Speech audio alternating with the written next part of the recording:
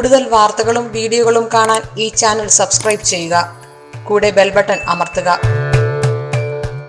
എല്ലാവർക്കും എൻ്റെ വിനീതമായ നമസ്കാരം.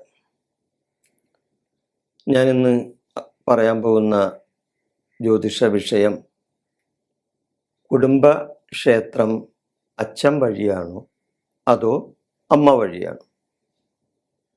ഇത് പലർക്കും സംശയമുള്ള ഒരു കാര്യം. എന്നെ പലരും പല പ്രാവശ്യവും വിളിച്ചു ചോദിക്കുന്ന ഒരു കാര്യം. ഒരു ദിവസം ഒരാളെങ്കിലും വിളിച്ചു ചോദിക്കും കുടുംബക്ഷേത്രത്തെ പറ്റി. അപ്പോൾ കുടുംബക്ഷേത്രം അച്ഛൻ വഴിയാണോ അമ്മ വഴിയാണോ എന്ന് പലർക്കും കഴിയാത്തൊരു കാര്യമാണ്. അറിയാവുന്നവരുണ്ട്, എന്നാൽ ഭൂരിപക്ഷം പേരും അറിയാൻ പാടില്ലാത്തവരാണ്. പലരും അമ്മ വഴിയാണ് കുടുംബക്ഷേത്രം എന്ന് കരുതി അവിടെ പോയി കാര്യങ്ങൾ ചെയ്യുകയും അച്ഛൻ വഴിയുള്ള കുടുംബക്ഷേത്രത്തിൽ പോകാണ്ട് അവിടെ ഒന്നും ചെയ്യാണ്ടും ഇരിക്കുമ്പോൾ അല്ലെങ്കിൽ ചെയ്യാണ്ടിരിക്കുന്ന സാഹചര്യവും പലർക്കും ഉണ്ടാകും.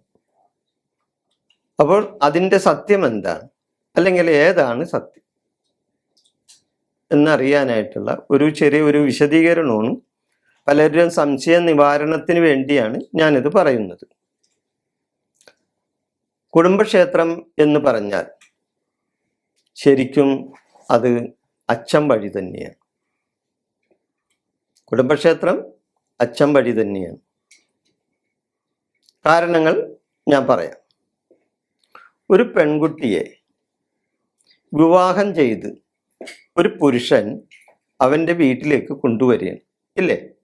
ഒരു വിവാഹ കർമ്മത്തോടെ ഒരു പെൺകുട്ടിയെ ഒരു പുരുഷൻ വിവാഹം ചെയ്ത് അവൻ്റെ വീട്ടിലേക്ക് കൊണ്ടുവരികയാണ്.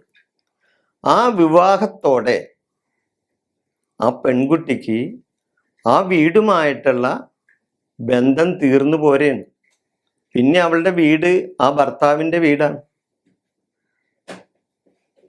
എന്ന് വിചാരിച്ച് ഈ വിവാഹത്തിന് ശേഷം ഈ പെൺകുട്ടി അവരുടെ വീട്ടിൽ പോകണ്ടെന്നോ അല്ലെങ്കിൽ അവരുടെ അച്ഛനമ്മമാരെ കാണണ്ടെന്നോ അല്ലെങ്കിൽ അവിടെയുള്ള കുടുംബക്ഷേത്രങ്ങളിൽ പോകണ്ടെന്നോ എന്ന് അല്ല ഞാൻ പറയുന്നത്.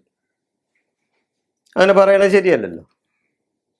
എന്നാൽ ഈ വിവാഹത്തോടെ ഭർത്താവിൻ്റെ വീട്ടിൽ വന്ന് കയറുന്ന പെൺകുട്ടിക്ക് പിന്നെ ആ ഭർത്താവിൻ്റെ കുടുംബമാണ് അവളുടെ വീട്, ഭർത്താവിൻ്റെ അച്ഛനുമാണ് അവളുടെ അച്ഛൻ, ഭർത്താവിൻ്റെ അമ്മയാണ് അവളുടെ അമ്മ, ഇല്ലേ? അങ്ങനെയല്ല ശരിയായ ഒരു നിലപാട്.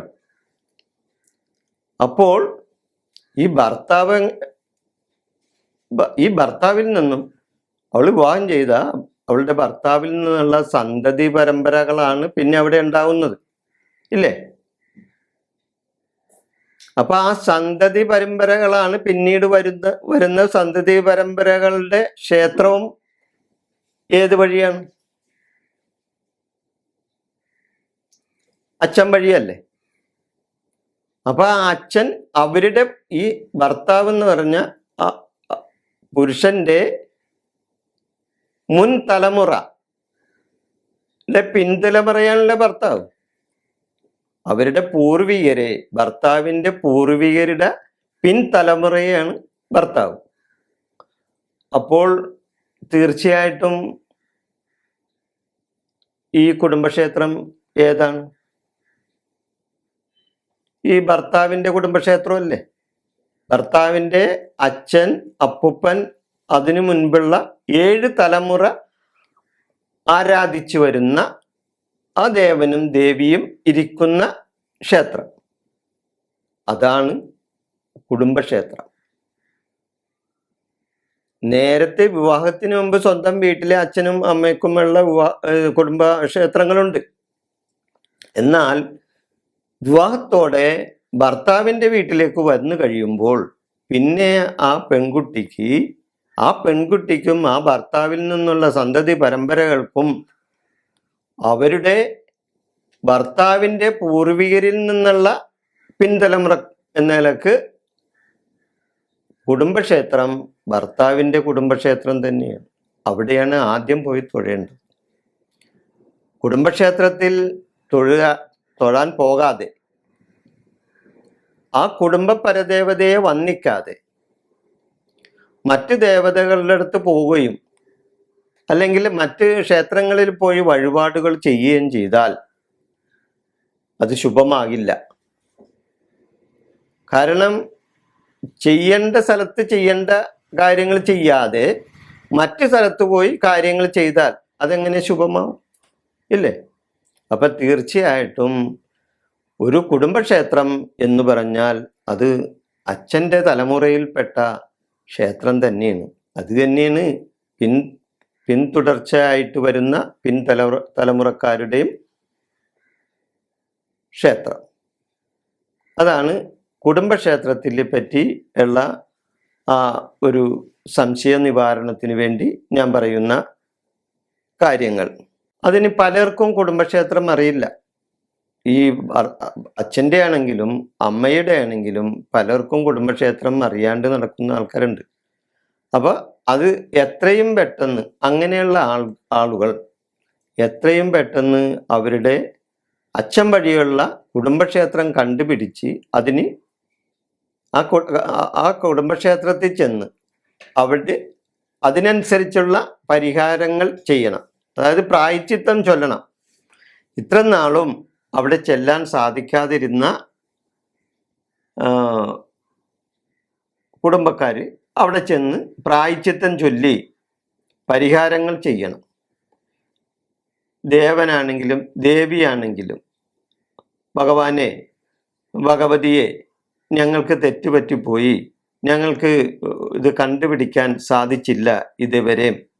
അപ്പം അതുകൊണ്ട് ഇവിടെ വരാതിരുന്നതിലും അതേപോലെ ഇവിടെയുള്ള വഴിപാടുകളിലും അതേപോലെയുള്ള ക്ഷേത്ര സംബന്ധമായ കാര്യങ്ങളിലൊന്നും ഞങ്ങൾക്ക് സംബന്ധിക്കാൻ സാധിക്കാതെ വന്നതിനാലും ഉള്ള ആ ദോഷങ്ങളെല്ലാം ഞങ്ങളിൽ നിന്നും മാറ്റിത്തരണേ എൻ്റെ ഭഗവാനെ അല്ലെങ്കിൽ ഭഗവതിയെ എന്ന് നല്ലപോലെ മനസ്സിരുത്തി പ്രാർത്ഥിച്ച് അവിടെ പ്രായശ്ചിത്തം ചൊല്ലി വഴിപാട് സമർപ്പിച്ചാൽ നിങ്ങളുടെ കുടുംബത്തിൽ വരുന്ന പല ദുരിതങ്ങൾക്കും ഒരു പരിധിവരെ പരിഹാരങ്ങളാവും.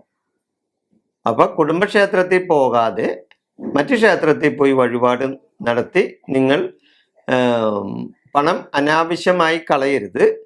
കുടുംബക്ഷേത്രത്തിൽ ചെയ്തതിന് ശേഷം മറ്റു ക്ഷേത്രങ്ങളിൽ ചെയ്താൽ ഫലം കിട്ടുള്ളൂ.